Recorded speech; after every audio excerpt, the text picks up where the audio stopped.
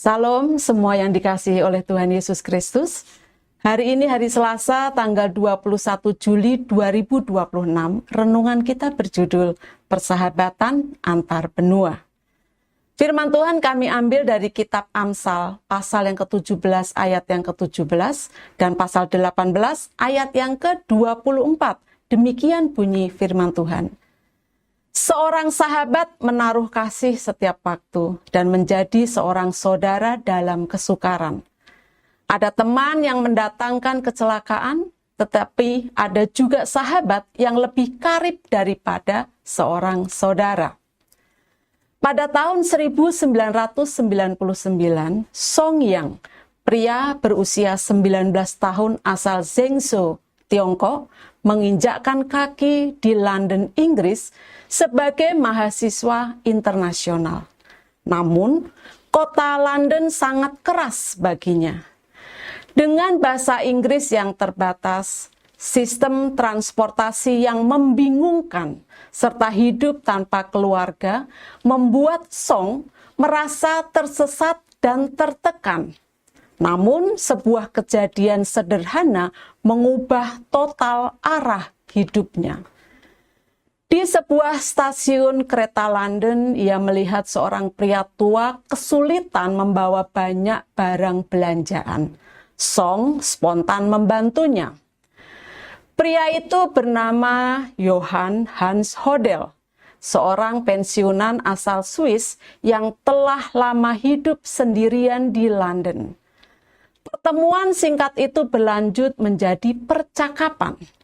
Hans mengetahui bahwa Song belum memiliki tempat tinggal yang layak dan ia menawarkan sebuah kamar di rumahnya.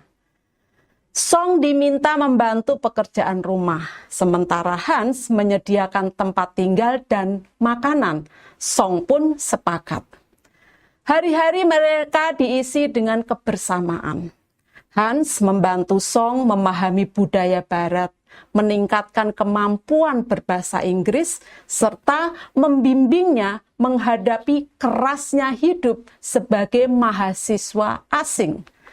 Sementara Song membersihkan rumah, memasak, dan menemani Hans yang telah lama hidup sendirian. Hubungan mereka tidak lagi sekedar saling menolong, tetapi saling bergantung secara emosional dan menjadi seperti keluarga. Ketika Song mengalami kecelakaan serius dan harus dirawat di rumah sakit, Hans setia mendampinginya, mengurus administrasi dan membantu pembiayaannya.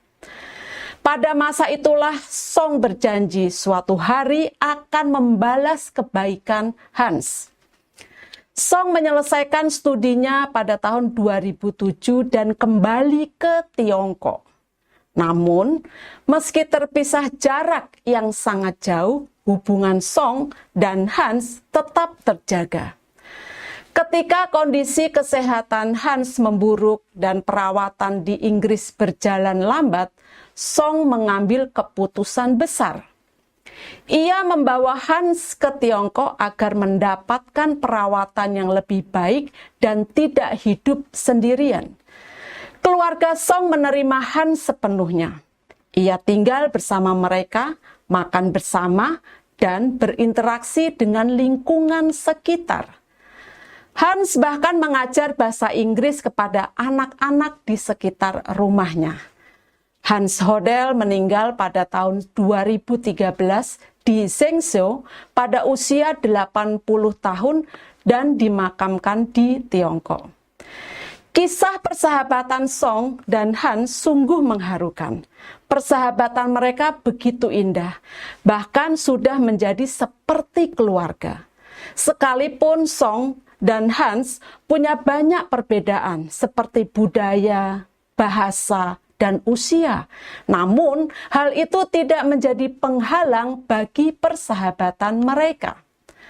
Alkitab berkata bahwa sebuah persahabatan kadang lebih akrab dari sebuah keluarga, karena dalam sebuah keluarga pun ada yang tidak akur. Karena itu, pertahankanlah persahabatan kita yang ada saat ini.